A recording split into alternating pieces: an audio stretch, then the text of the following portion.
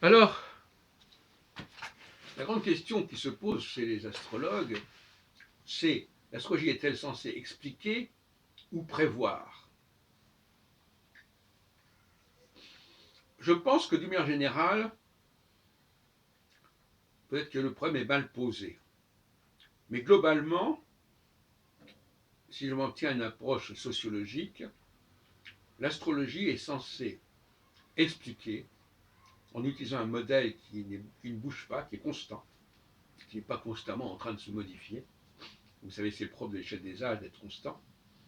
Donc, il faut faire entrer la réalité observable dans le modèle.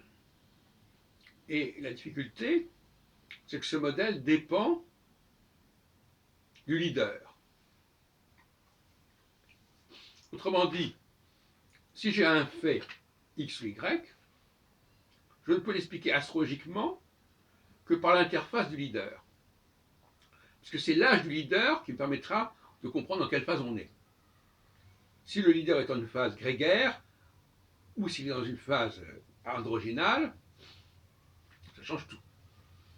Donc, donnez-moi l'événement, et je vous dirai dans quelle phase se trouve le leader qui est la cause de l'événement.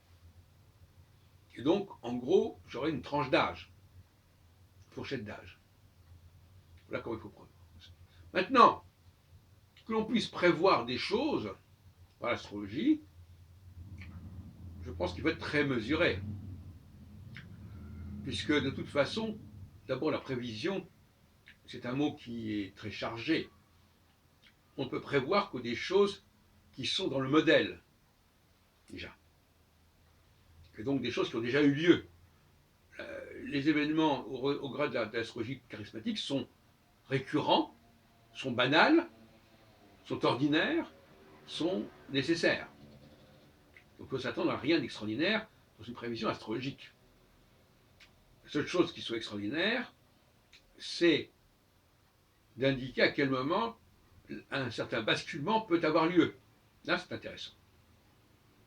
La théorie du basculement de phase est au cœur de la prévision astrologique et de l'explication astrologique telle que je la conçois dans ce que j'ai appelé l'astrologie charismatique.